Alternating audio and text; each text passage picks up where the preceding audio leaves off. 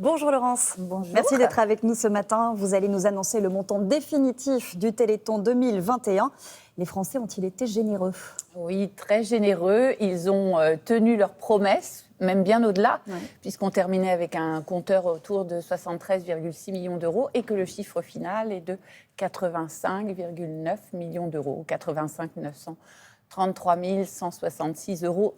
85 933 166 euros, très exactement. Dans une période difficile, on sait que les fins de mois sont compliquées pour beaucoup de Français. Ils sont malgré tout très généreux. Est-ce que ça vous surprend? Ça surprend toujours parce que le contexte est au moment du Téléthon, on était à la 5e vague, le contexte économique difficile, et puis ils sont toujours présents à nos côtés, fidèles, engagés. Alors on a des bénévoles sur le terrain qui débordent de créativité, d'énergie. Et qui ont pu l'exprimer lors du dernier Téléthon, parce que c'est vrai que le Téléthon a renoué aussi avec les villes, avec le terrain, avec les événements. Exactement, même si c'était moins que, on va dire, dans une période non Covid. Mais vraiment, à chaque fois qu'il y avait un obstacle, ils faisaient preuve vraiment d'inventivité, de créativité. Les partenaires également. Et puis les donateurs qui sont fidèles. Alors, je pense pour plusieurs raisons, parce que ils voient les résultats, ils voient que la recherche se transforme aujourd'hui en traitement. Donc, et ils voient aussi que derrière le Téléthon, c'est le combat des familles. Il y a aussi cette incarnation et aussi ce transfert entre « mais ça peut m'arriver » et puis cette recherche pour lutter contre des maladies rares. Ça apporte aussi des premières solutions pour des maladies fréquentes. Donc, vraiment, ils sont formidables, vraiment formidables. Cet argent du Téléthon 2021, vers qui et vers quoi va-t-il aller en priorité? Alors, évidemment, vers la recherche. C'était avec vous sur ce plateau au moment du Téléthon. Je me souviens, on voyait Pierre, par exemple, qui disait mes muscles me lâchent, et moi de dire on ne te lâchera pas. Et c'est ça, le Téléthon, ça permet de ne pas lâcher et de faire que, par exemple, dans la maladie de Pierre, qui est une myopathie des ceintures, l'essai va pouvoir débuter cette année.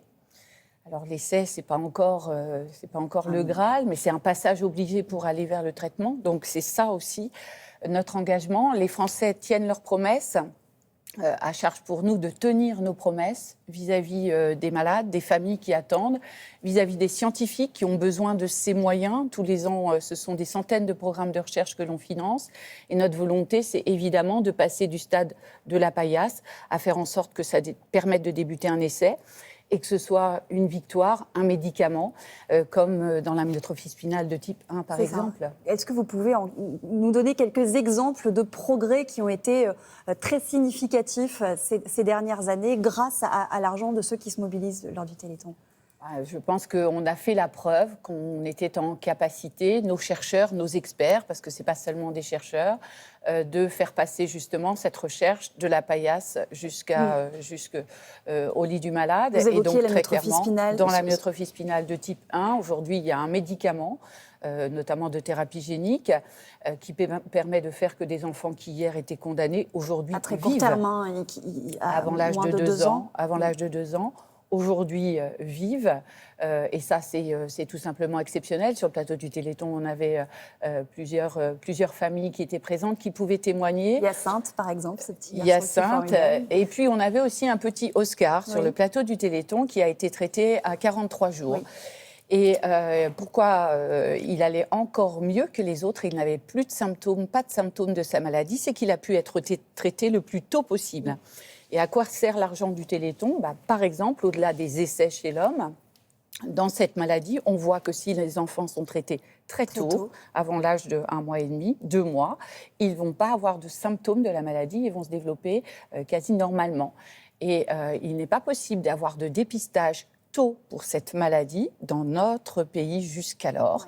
Donc avec les moyens du Téléthon, on fait cet effet levier pour permettre une expérimentation qui va faire qu'il y aura du dépistage pour tous les enfants dans 2 grandes régions de France, de tous les bébés qui naissent, pour pouvoir dépister le plus tôt possible, traiter le plus tôt possible, pour qu'ils aient la vie la plus normale possible. On a changé d'air et on le dit souvent, on est entré dans une nouvelle ère aujourd'hui. Est-ce que les malades, les porteurs de maladies rares, les personnes en situation de handicap, on en parle pendant cette campagne présidentielle, ou sont-ils les oubliés de cette campagne présidentielle? Alors, on fait en sorte qu'ils ne soient surtout pas les oubliés, et donc nous portons des messages avec bien d'autres organisations, mais de notre côté, évidemment, on porte plaidoyer pour que, d'une part, pour ces 6 à 8 000 maladies rares, ils ne soient pas les oubliés, ni en termes de recherche, parce que la recherche, on l'a vu, y compris dans le contexte de Covid, ça doit être une priorité. Qu'il faut faire en sorte aussi qu'il y ait des moyens de passer de la recherche aux médicaments. Je l'ai beaucoup évoqué. Mais il faut savoir que lorsqu'on finance un programme de recherche, si on met quelques centaines de milliers d'euros, dès que ça doit aller vers le médicament, là, il faut des centaines de millions d'euros. Donc, il faut construire le 2e étage de la fusée. Et ça, c'est avec des moyens aussi publics, très clairement. Mais vous parlez de ce plaidoyer, pardon, mais vous l'avez adressé directement au candidat à la présidentielle? Évidemment, on l'a adressé directement à tous les candidats à la présidentielle. Ils vous ont répondu? Pour dire que, on va dire qu'un quart d'entre eux ont répondu. Un quart d'entre eux ont répondu pour formuler des réponses à ces demandes, pour faire en effet en sorte que les maladies rares ne soient pas les oubliées, pour faire en sorte que les personnes en situation de handicap puissent avoir réponse à leurs problématiques, qu'il y ait évidemment 0 € à leur charge pour tout ce qui est technique et aide humaine. Donc vraiment faire en sorte que le parcours de vie des personnes soit simplifié aujourd'hui, soit le plus simplifié possible. Merci beaucoup Laurence Thiénot-Herman. On va rappeler ce chiffre, donc ce montant définitif du Téléthon 2021, 85 933 166 €. Merci beaucoup. Merci.